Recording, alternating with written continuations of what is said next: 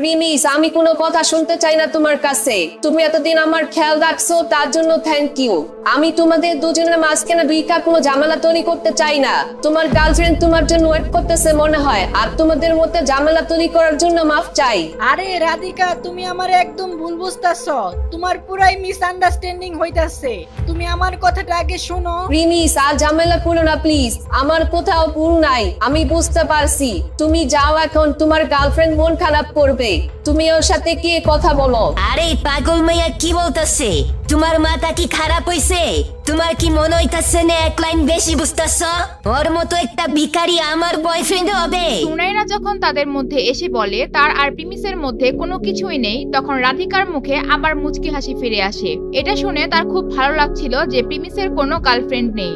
এইদিকে ম্যানেজার তানভীরও যখন সুনাইরার মুখে এই কথা শুনে সেও হেসে ফেলে। সে তখন বুঝতে পারে তার বস আসলে কোনো ফালতু ছেলে না। সুনাইরা, হয়েছে তোমার ট্রায়াল দেওয়া হয়েছে নাকি? কোনো জামা পছন্দ হয়েছে? পেছন থেকে সুনাইরার বয়ফ্রেন্ড রাহুল আসে। রাহুলের গলার আওয়াজ শুনে প্রিমিস বুঝতে পারে এটা রাহুল ছাড়া আর কেউ না। রাহুল প্রিমিসকে দেখেই রেগে যায় আর বলে, আরে তুমি এখানে কি করো? আমার হাতে মাই খেতে চাও মনে হইতাছে? ওই দিন হোটেলের মতো যা হয়েছে সেটা বারবার হবে না। তুমি বারবার সুনাইরে কেন ডিস্টার্ব করতে আসো?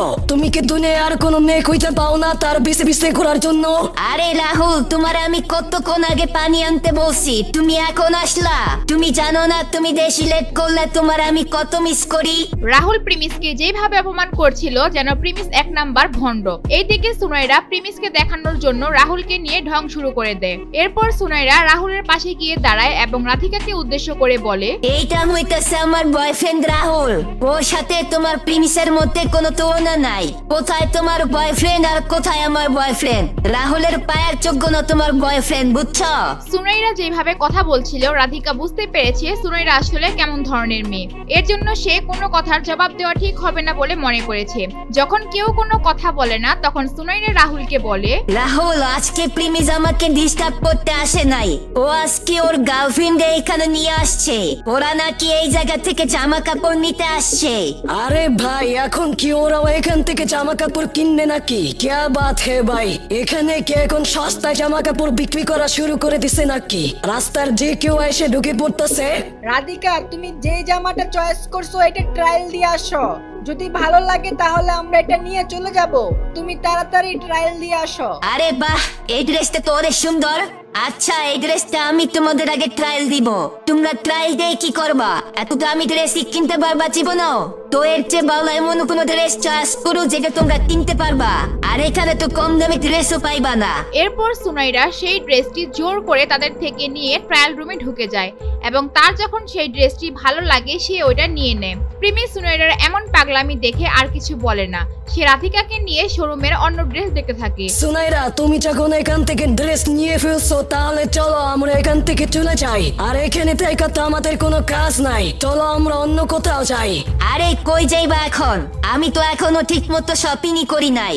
আমার আরো শপিং বাকি আছে। তুমি চুপচাপ এখানে দাঁড়াও। সুনাইরা আসলে দেখতে চাচ্ছে প্রিমিস রাধিকাকে কি কিনে দেয়। প্রিমিস রাধিকাকে যা কিনে দিবে সুনাইরা আজকে তার থেকে বেশি দামি জামা কিনে বাসায় যেতে চায়। সে কোনোভাবেই প্রিমিসকে জিতে দিতে চায় না।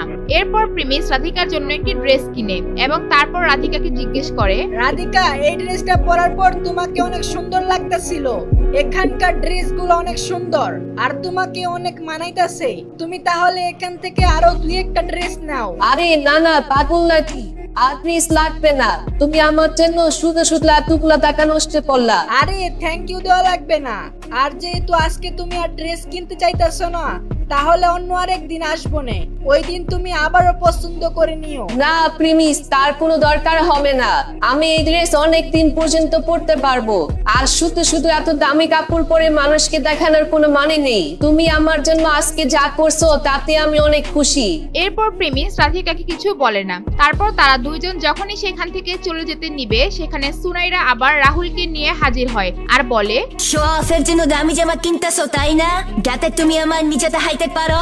এটাই যখন চাও তাইলে তোমার একটা চ্যালেঞ্জ দিতাছি, দেখি কে কোক জামা কিনতে পারে এখান থেকে। আমারে তো নিজেতে খাইতে চাও, দেখি তুমি বেশ জামা কিনতে পারো না রাহুল আমাকে বেশ জামা কিনে দিতে পারে। সুনাইরা মনে মনে ভেবেই রেখেছে প্রিমিসকে এখান থেকে ছোট না করে সে কিছুতেই যেতে দেবে না। রাধিকা প্রিমিসের দিকে ইশারা দেয় যেন প্রিমিস না করে দেয়। সে চায় না প্রিমিস ও সুনাইরার মতো পাগল হোক। জামা কাপড়ের যে দাম, এই চ্যালেঞ্জ অ্যাকসেপ্ট করা বোকামি ছাড়া আর কিছুই না। আচ্ছা ঠিক আছে, আমি রাজি। তুমি যেহেতু বলতাছো, ঠিক আছে, আমি চ্যালেঞ্জ অ্যাকসেপ্ট করলাম। হেই গাইস, আসসালামু আলাইকুম। আমি আপনাদের দিবস গেমিং। তো গাইস, আজকে আমি আপনাদের এই পার্ট নিয়ে কিছু কথা বলবো। সেটা হচ্ছে আপনারা কি এই পার্টটা আরো চান কিনা, মানে এই যে সিরিজটা চলতেছে আমাদের গরিব থেকে কোটিপতি, তো এই সিরিজটা কি আপনারা আরো সামনের দিকে মানে আরো বেশি পার্ট চান, নাকি আপনারা চাইতেছেন যে তাড়াতাড়ি শেষ হয়ে যাক বা অন্য কোনো সিরিজ আসুক, এরকম কিছু চান কিনা সেটা আমাকে অবশ্যই কমেন্টে জানাবেন। আজকের কমেন্টগুলো আমি পড়বো। তো আসলে এটা জিজ্ঞেস করার কারণ হচ্ছে আমাদের এই যে পার্টটা আছে এই পার্টটার একটুখানি ভিউজ ডাউন হচ্ছে, আর হচ্ছে আগের পার্টগুলো হয়তো আপনারা অনেকেই দেখেন নাই, তারা আমাদের ভিডিওর শেষে প্লেলিস্ট দিয়ে দিব না, ওইখান থেকে আপনারা একদম শুরু থেকে দেখে আইসেন। তো আমাদের এই ভিডিও এখন চলতে থাক, আপনাদের কমেন্টগুলো দেখবো, কমেন্টের ভিত্তি করে আমরা এই পার্টটা শেষ করে দেবো। যদি আপনারা না চান, আর যদি চান তাহলে আমরা এটা কন্টিনিউ করবো। আমার কোনো সমস্যা নাই এই চ্যালেঞ্জে। প্রিমিস রাধিকাকে শান্ত হওয়ার জন্য ইশারা করে, আর প্রিমিস এই শর্তে রাজি হওয়ার কারণ হচ্ছে প্রিমিস রাজি না হলে সুনাইরা এত সহজে প্রিমিসকে এখান থেকে যেতে দিবে না। আচ্ছা, মনে হইতাছে প্রিমিসের মাথা খারাপ হয়ে গেছে, ও আমাদের সাথে কম্পিটিশন করতে চায়। ও মনে হয় জানে না, নাইলে ভুলে গেছে এই জায়গার জামা কাপড়ের দাম যে কত। প্রেমিস, তোমার এই সাহসী দেখা তোমার কি সাহসী বাহাদুর বলবো নাকি বেকেও বলবো বুঝতাছি না। তোমার আর আমার মধ্যে কি ডিফারেন্স সেটা আমি আজকে তোমাকে বুঝাই দিব।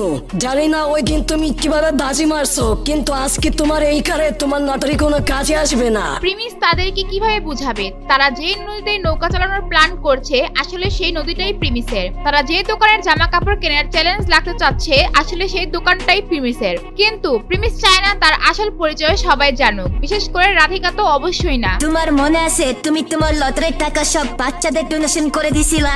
এখন তো তোমার কাছে ওই টাকাটাও নাই। শেষবারের মতো বলতেছি, ভাবো আরেকবার। আরে সুনাইরা, এত ভাবার কিছু নাই। আমি বুঝা শুনে রাজি হইছি। তোমার ভাবতে হলে তুমি রাহুলের সাথে কথা বলে নাও, ও রাজি কিনা সেটাও ভাববার বিষয়। ওরে কি ভিখারি ভাবছো তুমি? ওর কাছে টাকা না থাকলে কি আমরা এখানে শপিং করতে আসি? আচ্ছা ঠিক আছে, আমি ড্রেস নেওয়া শুরু করতেছি, দেখি তুমি কতগুলো ড্রেস দিতে পারো। আরে ভাই, এদের মাথা তো পুরোই গেছে। জীবনে কত পাগল দেখলাম, এইরকম পাগল কোনোদিনও দেখি নাই। আচ্ছা দেই চুপচাপ কি হয় কাহিনী। এই যে ম্যানেজার, এই ড্রেসটা প্যাকেট করে দেন। এটার দাম 5,000 টাকা দেখাচ্ছে, এটা আমাদের প্যাক করে দেন। স্যার, ম্যাডাম এই ড্রেসটা নিতে চাচ্ছে, এটা কি প্যাকেট করে দিব নাকি? এইটার প্রাইস 5,000 টাকা। আপনি বললে আপনার কার্ড থেকে বিল কাটবো। মাত্র 5,000 টাকা? এই টাকার জন্য আমাকে আবার বলতে হয় নাকি? এই টাকা তো আমি ডেইলি খাবার খাইতেই খরচ করে ফেলি। এই সামান্য টাকার জন্য জিজ্ঞেস করার কিছু নাই, টিকিট করে দেন। দেখছো তোমরা, এটা হইলো আমার বয়ফ্রেন্ড। আমার বয়ফ্রেন্ড ভিখারি না যে মাত্র 5,000 টাকার জিনিসের জন্য পারমিশন চাইবে। সুনাইরা এটা বলার পর প্রিমিসের দিকে তাকিয়ে থাকে। প্রিমিস এর জবাবে কি করবে? সে রাধিকাকে কত টাকার জামা কিনে দিবে? কতক্ষণ চলবে একজন আরেকজনকে এই ছোট দেখানোর খেলা? কে শেষ পর্যন্ত জিতবে? আপনার কি মনে হয় তা কমেন্ট করে জানান। আর পরের পার্টটা সবার আগে দেখতে চাইলে দিবস গেমিং এর ইউটিউব চ্যানেলটি সাবস্ক্রাইব করে নোটিফিকেশন বাটনটি বাজিয়ে রাখেন।